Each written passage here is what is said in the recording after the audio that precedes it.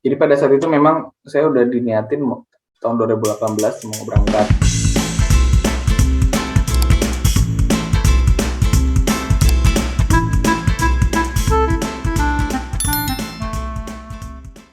Selamat pagi, sahabat literasi. Selamat bertemu kembali, salam sehat dan salam semangat. Terima kasih, kita tetap stay tune di podcast literasi komunikasi. Satu podcast yang mencoba mendiskusikan berbagai perjuangan teman-teman, baik yang sudah selesai studi maupun sedang studi dari berbagai kampus penjuru dunia. Ini satu pembelajaran yang bisa memberikan insight atau juga masukan kepada teman-teman untuk bisa terus semangat bermimpi dan menggapai mimpi.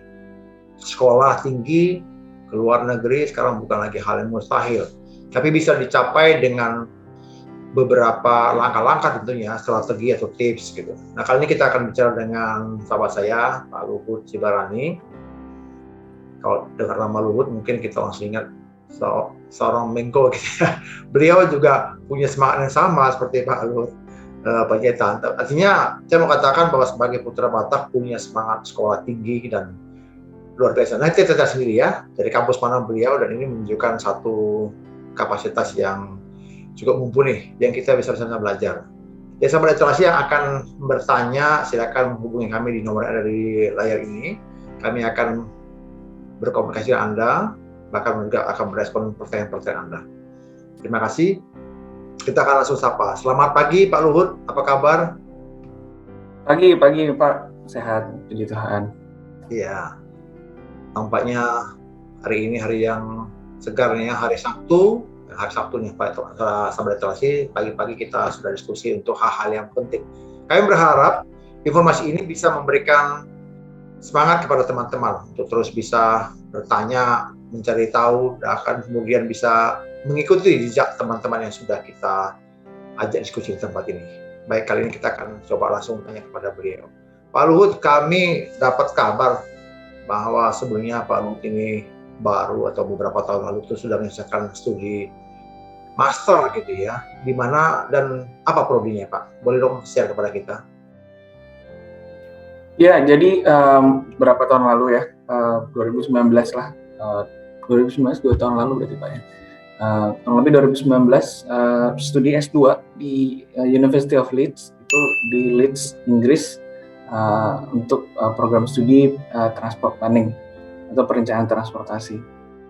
Nah, Leeds itu salah satu kalau bukan yang paling bagus di dunia untuk kebijakan transportasi, khususnya terkait keberlanjutan atau sustainability sama aspek governance atau kebijakan. Seperti itu. Jadi waktu itu berangkat ke sana melalui dengan beasiswa LPDP dari Kementerian Keuangan. LPDP apa nih Pak? LPDP ya? Iya, Lembaga Pengelola Dana Pendidikan. Iya, Lembaga Pengelola Dana Pendidikan. Oke. Jadi dapat beasiswa dari LPDP begitu ya? Yes, betul. Untuk studi transport di Leeds ya. Sebelumnya Pak Luhut di mana nih studinya Pak S1-nya? S1 saya waktu itu kebetulan di ITB, jurusannya manajemen rekayasa industri, pecahannya teknik industri, ITB Bandung. Di Bandung ya, oke. Berarti S1-nya di ITB, kemudian S2-nya di Leeds ya, di UK. Yes. Di Inggris. Nah, boleh tanya dong kira-kira kenapa sih pilih prodi itu Pak? Apakah memang inline dengan S1-nya atau seperti apa? Atau mau jadi menteri transportasi nanti nih? Iya, kalau dibilang inline sih mungkin secara akademis rada beda ya. Tapi secara substansi sih masuk, karena waktu selesai saya S1, saya fokus di industri kan ya.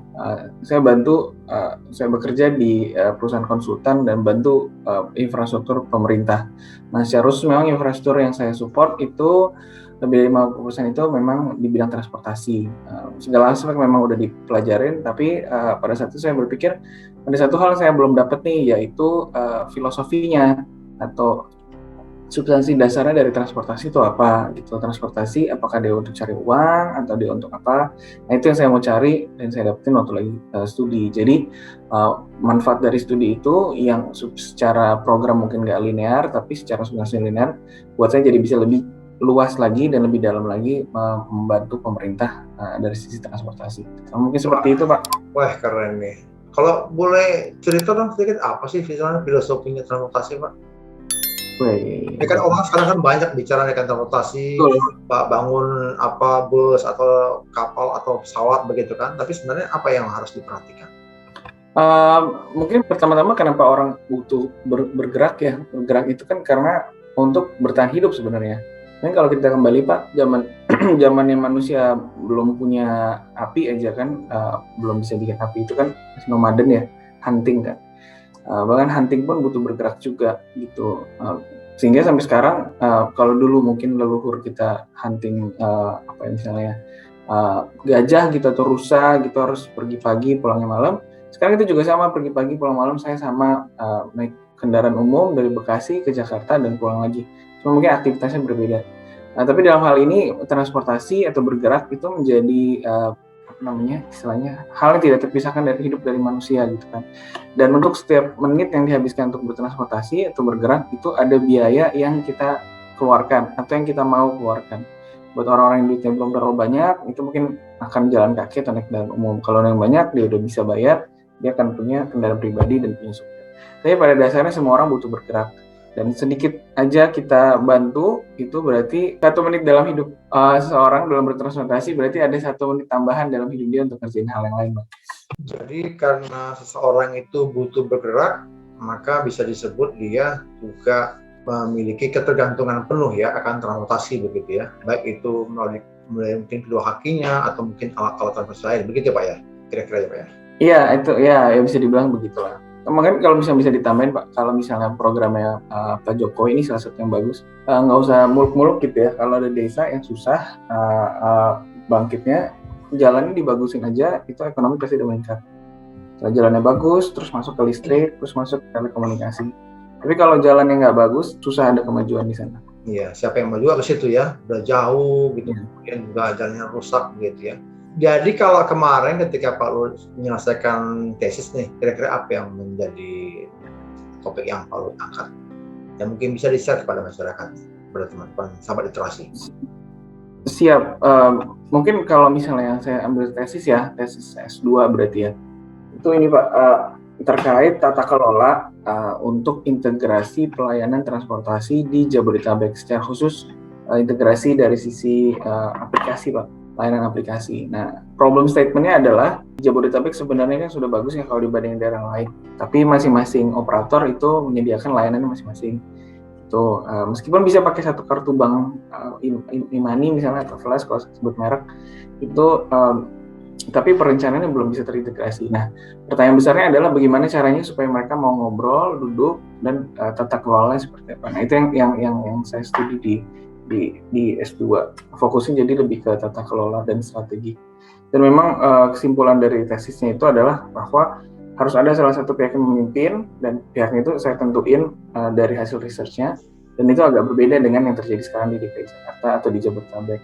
Jadi itu jadi bekal juga baik secara akademis maupun secara profesional juga untuk diskusi dengan teman-teman perhubungan atau transportasi di Jabodetabek. Itu.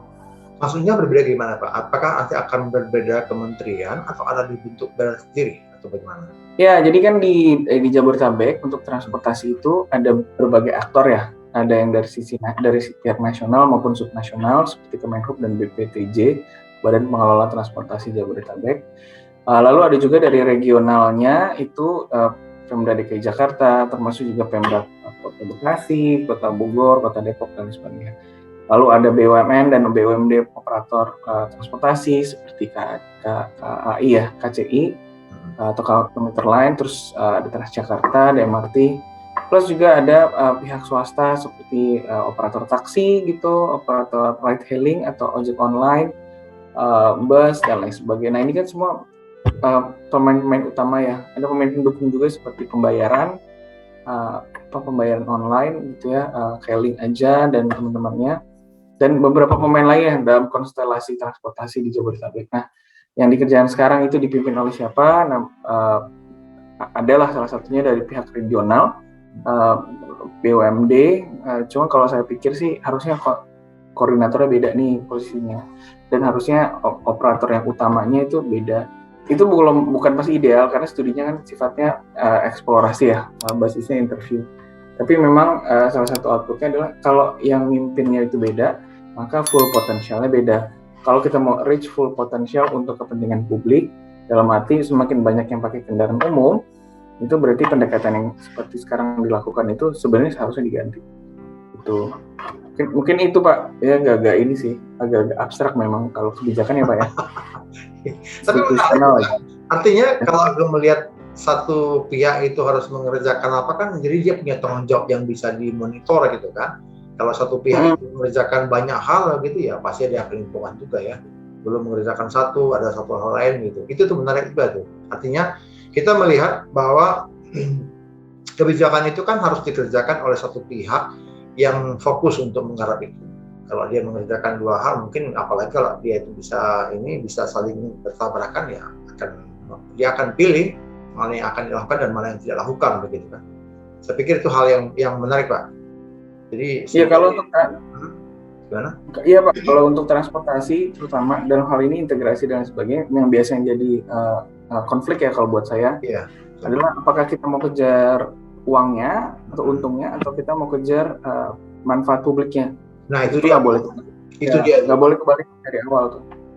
Itu dia tuh, karena kan sekarang juga apalagi saat ini ya pemerintah kan juga kemarin tuh awal-awal akhir November kemarin akan diterapkan itu PPKM level 3 begitu kan, artinya itu dunia pariwisata langsung lesu Pak, langsung lesu karena mereka bilang waduh kita sudah ketahan berapa lama begitu, sekarang ketahan lagi, akhirnya dibuka lagi begitu. Itu kan ketika dibuka lagi menurut saya tuh artinya banyak sektor transportasi sebenarnya nggak siap juga ya, artinya dia harus ternyata udah mencoba meredup, dia bangkit emang semangat ya, tapi kan perlu prepare ya Pak ya, kan nggak mungkin ujuk-ujuk gitu kemudian dia langsung mikirkan wah ini dapat cuan gitu, dapat profit begitu, atau seperti apa Pak? Apakah bisa seperti itu atau memang sistem transportasi kita di Indonesia itu sudah langsung on track, artinya ketika dia suruh tutup, suruh bangun langsung bisa bergerak cepat atau seperti apa? Kalau untuk COVID memang rada susah Pak, seluruh dunia juga bermasalah sih. Tapi ada beberapa tekniknya, strategi lah ya buat mengelola itu. Mungkin contohnya yang menarik tuh kayak MRT Jakarta, meskipun memang masih tetap disubsidi, tapi karena mereka punya mungkin bahasanya bukan eksploitasi, saya mau bilang eksploitasi ya, tapi pemanfaatan lebih tepatnya, pemanfaatan terhadap ruang dan kesempatan yang mereka lakukan dengan maksimal. Jadi bahkan pada saat COVID mereka masih tetap dapat pendapatan non fare box istilahnya, atau yang non tiket itu juga signifikan gitu. Jadi di dalam situ ada kemampuan untuk melihat potensi bisnis yang tidak mengurangi manfaat dari pelayanan publiknya, jadi seperti bisnis sampingan, dan di sisi lain juga ketelitian dari sisi kontrak dan lain sebagainya untuk memastikan bahwa hal-hal ini tetap bisa maksimal bahkan di saat pandemi sekalipun. Nah itu ilmunya itu, strategi itu lumayan mahal Pak, mahal dalam artian kalau kita ngomongin ahli transportasi biasanya dia akan fokus membahas soal transportasinya. Dan kalau operator itu completely beda, itu akan fokus terhadap operasinya atau aspek engineering dari si transportasi. Lalu ada lagi orang bisnisnya juga yang melihat dari aspek bisnis, dan nanti ada lagi bagian kebijakan. Nah ini kan susah cari satu orang yang ngerti semuanya Pak, dan basis sih nggak ada ya. Nah yang terjadi memang kadang-kadang ada kecenderungan maunya arahnya kemana gitu. Nah kalau kami lihat, bukan kami ya, kalau saya lihat, itu beberapa yang saya sering jadi studi kasus untuk pengelolaan pandemi atau pengembangan dari transportasi itu ada beberapa contoh di Asia Timur seperti di Hong Kong, di Taiwan, di Tokyo, termasuk Thailand juga, mereka pengelolaan bisnis dan layanan publiknya itu oke. Nah, mungkin nanti operator di Indonesia gitu ya maupun kementerian juga menuju ke sana Pak, tapi itu butuh waktu sih. Karena bagaimana menyimbangkan antara pelayanan publik tadi dengan komersialisasi yang dua-duanya bisa maksimal. Nah biasanya sih kita jatuhnya jadinya ke salah satu. Bahkan salah satu aja sebenarnya masih sulit buat sukses ya. Nah kalau menurut Pak Luhut di Indonesia sebaiknya penerapan itu apakah untuk bisnis oriented atau public service Pak? Yang harus imbang. Iya Pak, kalau menurut saya sih harus imbang nih. Jadi kalau pengalaman saya studi, terus waktu saya studi S1 pun saya sudah memperhatikan transport ya. Memang waktu itu punya pengalaman di Jepang juga. Nah, orang-orang bingung kenapa di Jepang itu transportasi rel dan rel perkotaan ya, dan antar kota itu bisa sangat untung. Apa bedanya gitu kan? Apakah harganya terlalu mahal atau karena apa? Sebenarnya ujung-ujungnya karena memang pola manajemennya itu juga beda Pak. Cara hitungnya itu beda.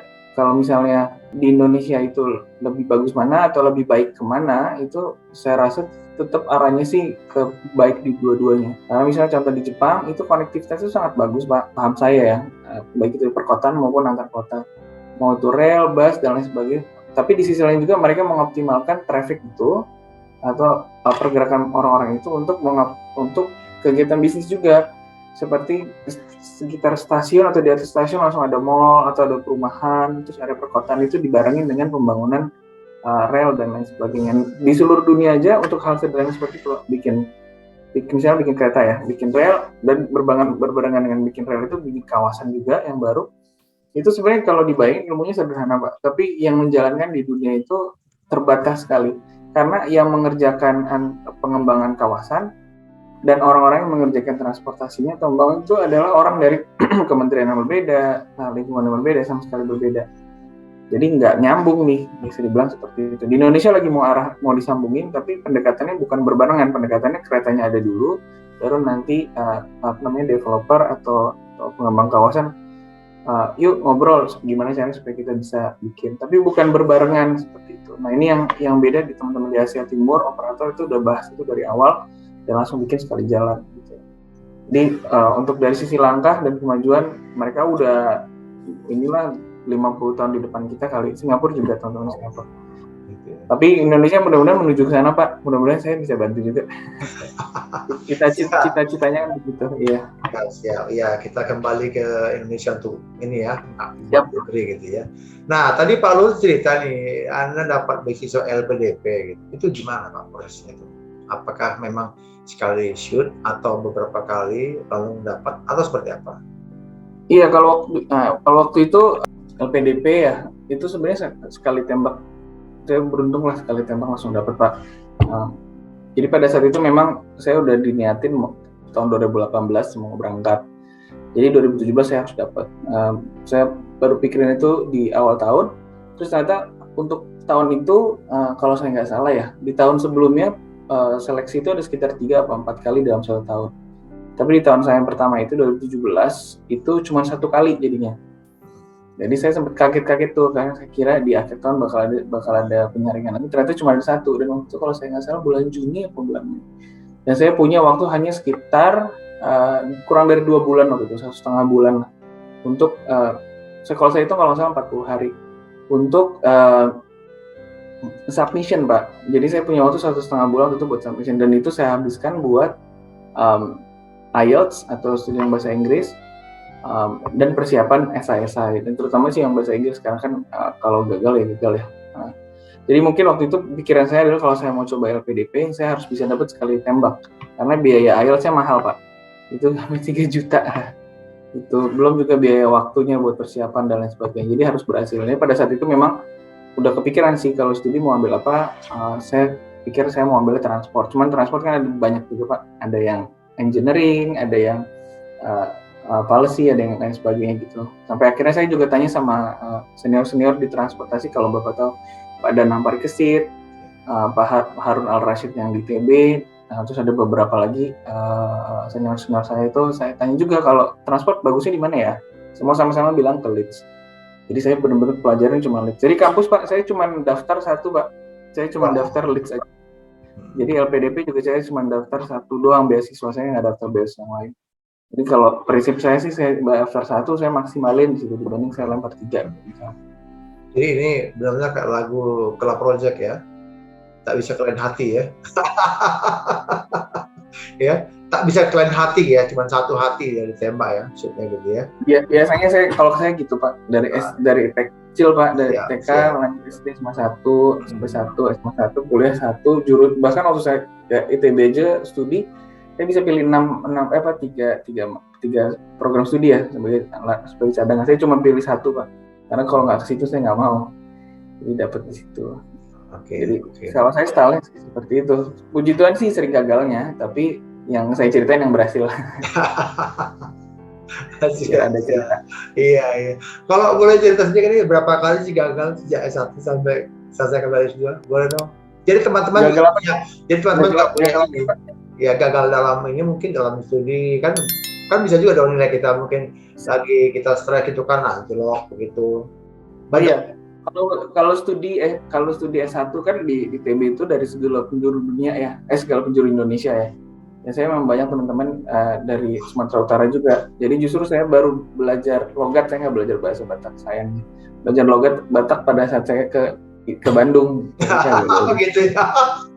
Ya, padahal dari kecil saya di HKBP, tapi di situ semua orang sih berusaha keras, tapi memang ada beberapa yang kesulitan, ada beberapa yang jadi males-malesan gitu karena lagi mungkin karena bebas ya. Nah, saya termasuk yang sempat agak malas-malasan kuliah, tapi terutama di tahun kedua, Pak. Karena itu tahun-tahunnya menurut saya sih lagi asik-asiknya organisasi ya, kalau lagi S1 tuh ya, di ITB. Itu ilustrasinya adalah kalau misalnya kelas saya duduk selalu paling belakang, dan pas ujian saya duduknya paling depan.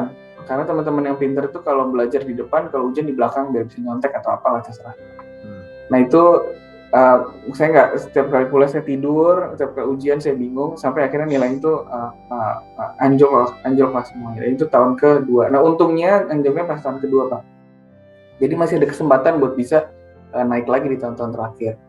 Nah di tahun-tahun terakhir itu sebenarnya naiknya prinsipnya adalah jangan sampai bikin malu dulu lah. Masa nilainya jelek kan, masa nggak lulus.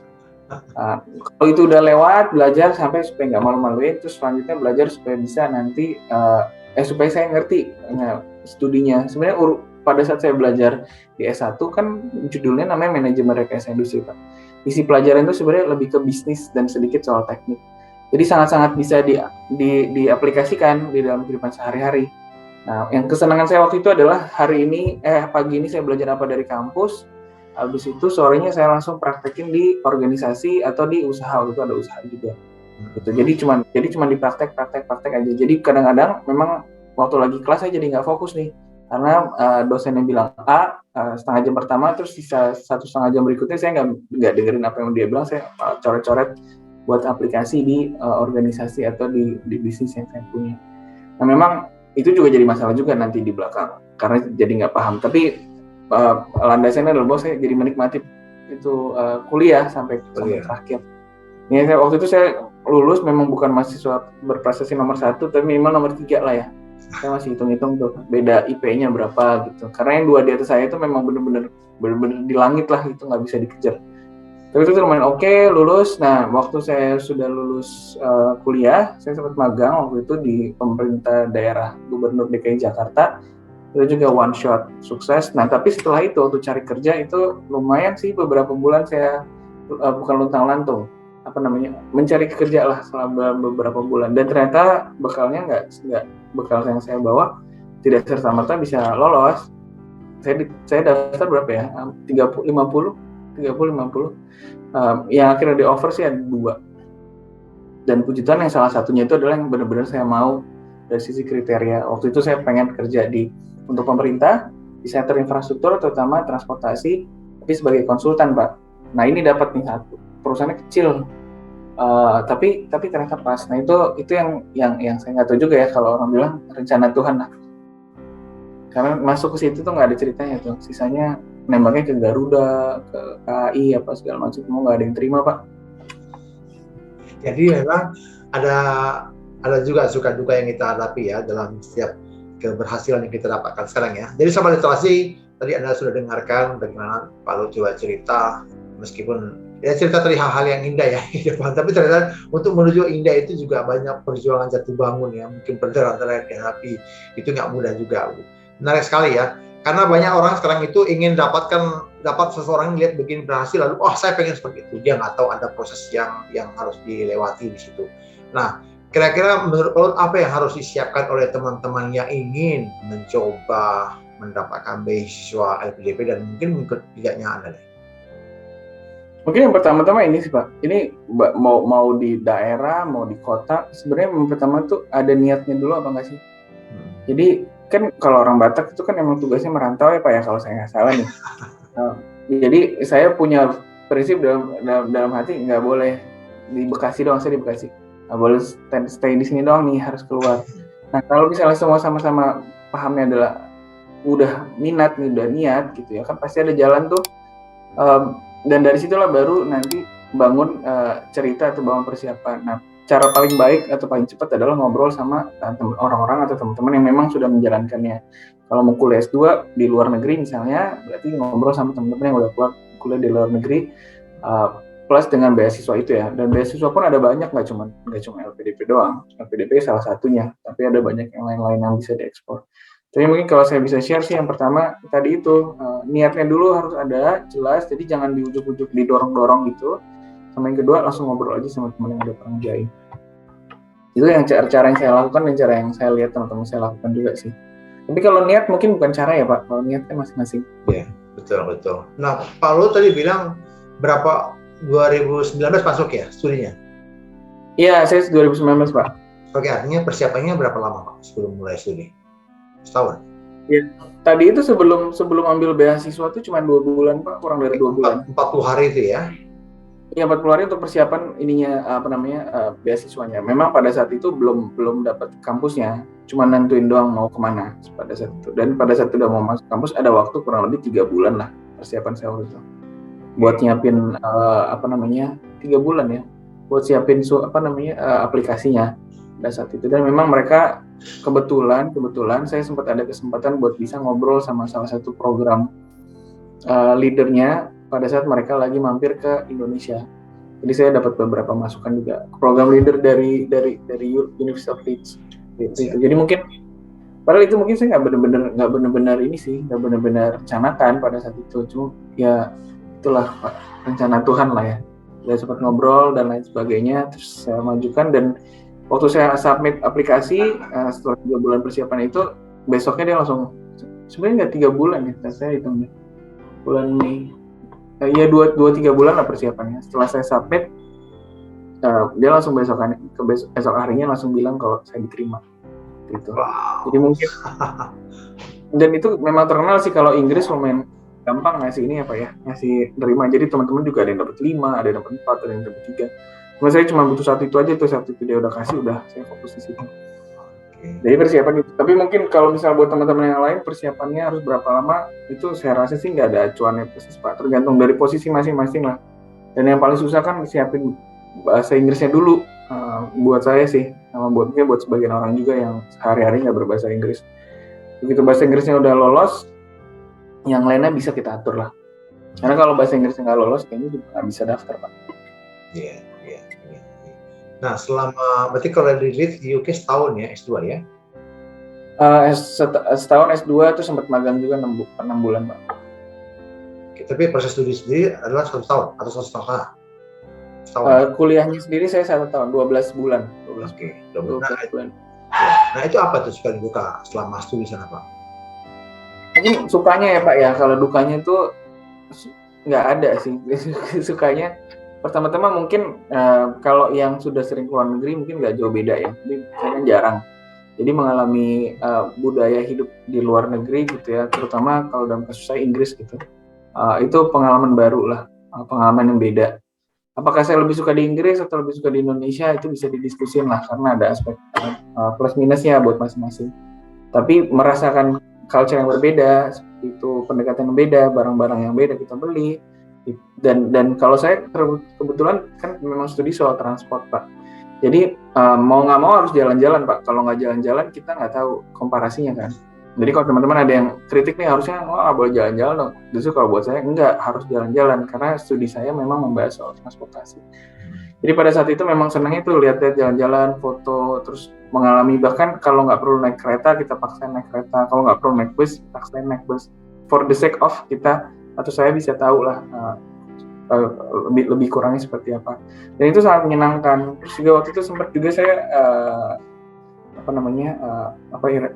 Euro trip lah, mampir ke Eropa. Kalau di Inggris kan sekarang udah nggak termasuk Eropa nih, ya tuh Eropa bukan daratan lah. Saya mampir ke Belanda, saya mampir ke Prancis, saya lihat transportasinya di sana, saya cobain sebenarnya. saya hafalin, dan memang itu bermanfaat buat studi karena sekarang saya bisa ingat tanpa harus saya baca-baca lagi cara kerja di sana seperti apa dan sebagainya. Jadi itu aspek yang sangat menyenangkan. Yang kurang menyenangkan mungkin karena waktu itu udah mulai pandemi COVID, Pak. Jadi pas kuliahnya udah rada jarang dan udah bisa mulai jalan-jalan, justru ada COVID jadi nggak bisa jalan-jalan. Tapi ya mungkin ya sudah nasib ya, itu nggak bisa diapa-apain. Jadi saya ikutin, dan kebetulan memang pada saat itu saya kuliah bawa istri, Pak. Jadi saya baru belum lama menikah, terus bawa istri di sana. Kebetulan anak saya lahirnya juga di sana. Oke. Gitu. Jadi udah menjadi kampung halaman anak saya lah itu. Ya sukanya jadi anak saya punya kampung sendiri ya, punya kampung sendiri. Adalah opungnya di sana juga. Dan kita bisa samperin gitu kan, di London, di Leeds. Ada rumah baru lah. Mungkin itu pro-nya yang lain ya, Pak. Iya ya. Oke. Jadi selama jalan-jalan itu kan berarti menemukan banyak atau mencoba mengalahkan komparasi. Nah, gimana kira-kira Indonesia bisa ikut nggak dengan salah satu negara yang Pak Luhut kunjungi? Yang saya lihat yang paling bagus itu Belanda, Pak. Kalau Inggris tuh beda-beda tiap lokasi ya. Meskipun London lumayan bagus, agak berantakan tapi lumayan bagus. Belanda yang paling bagus. Indonesia bisa sampai ke sana apa enggak? Bisa, Pak. Bisa lebih baik juga bisa, saya rasa sih. Kalau saya bilang sih kuncinya yang mengelola, baik dari sisi regulatornya maupun pemilik maupun operator, terutama regulator dan operator ya. Itu mindset goalnya itu sama, ujung akhirnya seperti apa itu sama. Mungkin itu dulu sih yang pertama, karena banyak hal-hal kecil yang bisa dikerjain gitu ya, seperti mulai dari komunikasi, lalu desain, lalu ngobrol lah antara pemilik stasiun atau pemilik halte dengan sebelahnya, misalnya bangunan sebelahnya. Itu hal-hal kecil. Itu semuanya sangat-sangat bisa dikerjakan tanpa harus biaya dan intelligence yang tinggi lah kalau saya bisa bilang. Tapi mungkin pemahamannya masih sama. Jadi yang salah satu yang saya pelajari ini agak lucu juga. Salah satu kebijakan itu, salah satu kesuksesan kebijakan itu atau transfer kebijakan adalah pada saat orang-orangnya punya pengalaman yang sama, Pak. Orang-orang yang terlibat semua punya pengalaman yang sama, lalu ingin menuju ke arah yang sama. Melalui salah satu kegiatan yang kita banyak dalam tanda kutip cuma lah, yaitu studi banding.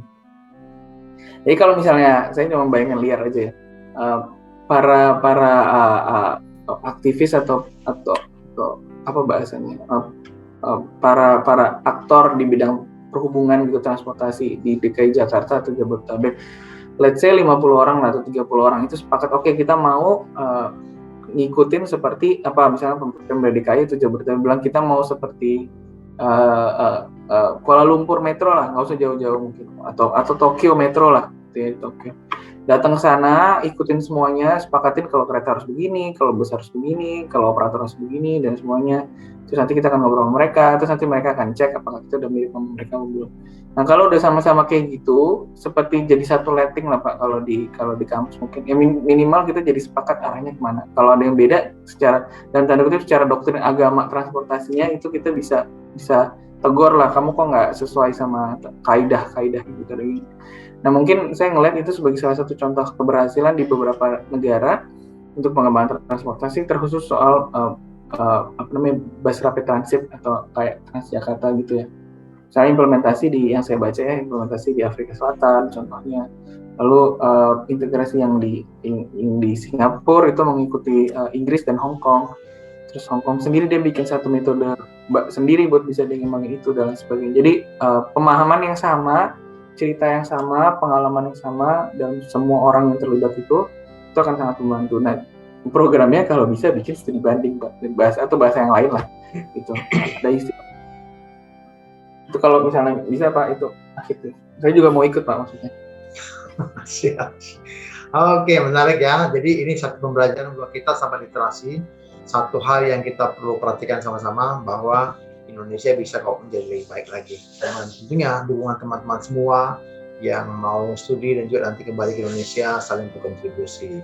Nah, Pak Luhut, apa nih pesan Pak Luhut nih untuk teman-teman sahabat literasi yang lagi galau nih, lagi bingung, pengen studi, nggak punya duit, tapi pengen apa, nah bagaimana supaya mereka punya hati, tadi satu hati gitu kan, satu visi yang sama, lalu kemudian ambil beasiswa ini, coba dan mungkin berhasil dan kembali ke Indonesia. Apa pesan Pak Alun nih? Monggo Pak.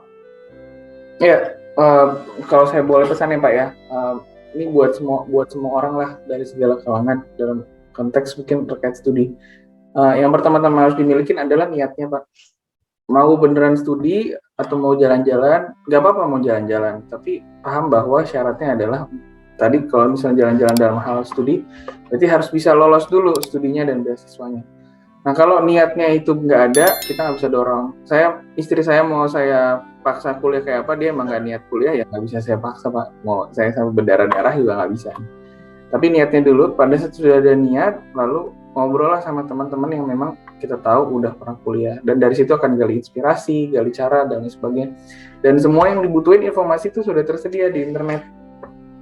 Banyak yang gratis bahkan informasinya. Kalau sampai nggak tahu berarti salah sendiri Pak. Karena tiap hari kita buka Google, kita buka Facebook atau WhatsApp, itu 1 menit kita buka Facebook, kita bisa dapetin 1 menit informasi terkait beasiswa. Jadi mungkin kembali ke niat masing-masing ya. Kalau saya bisa bantu niatnya nih, kiat-kiat niatnya, kuliah di luar negeri itu lebih besar manfaatnya dari sekedar hanya studinya saja, tapi pengalamannya juga. Mungkin nanti Pak Raya juga bisa echo tuh, pengalaman juga, interaksi dengan orang lain juga, terus perbedaan cara berpikir, perbedaan prioritas, dan lain sebagainya itu akan memperkaya diri. Mudah-mudahan kita bisa jadi lebih semangat, lebih bertanggung jawab, lebih nasionalis, dan lebih toleransi satu sama lain. Nah itu yang saya alami waktu saya kuliah di Leeds maupun pada saat saya bekerja di London. Aspek-aspek itu yang saya lihat, jadi saya lebih merasa lebih terlatih. Iya, bersosial. Lebih terlatih untuk rendah hati mungkin juga seperti itu. Bahwa ada yang lebih bagus dari Indonesia, tapi ada juga kok yang lebih jelek dari Indonesia. Dan orang-orang beda, bukan berarti orang-orang itu lebih bagus atau lebih jelek dari kita. Gitu. Jadi kalau bahasanya menjadi lebih manusia lah. Mungkin kalau kita keluar dari zona nyaman. Mungkin itu Pak. Oke, terima kasih Pak Luhur. Satu diskusi yang menarik ya. Jadi salah satunya sahabat literasi yang bisa Anda dapatkan informasi yang tersampaikan Pak Luhur adalah melalui podcast ini. Anda bisa masuk ke sini, join, lalu subscribe juga, dan share ke teman-teman lain. Kami mencoba mendiskusikan berbagai informasi dari teman-teman yang studi di berbagai kampus top dunia, begitu, supaya teman-teman sahabat literasi ketika pengen tahu bagaimana sekolah di Jepang, silakan lihat di podcast ini, atau di Australia, atau di Amerika, atau di Inggris gitu. Nah, kita mencoba berbagi, paling tidak dengan berbagi ini teman-teman bisa merasakan sedikit manfaatnya, dan manfaat itu bisa terus mengeluarkan dalam hati teman-teman, dan kemudian bisa ikutin jejak dari para narasumber kita yang ada di podcast ini. Terima kasih sahabat literasi, terima kasih Pak Luhut untuk diskusinya. Salam sehat dan biarlah ini menjadi manfaat buat kita semua. Saya Raja Neptukulo pamit undur.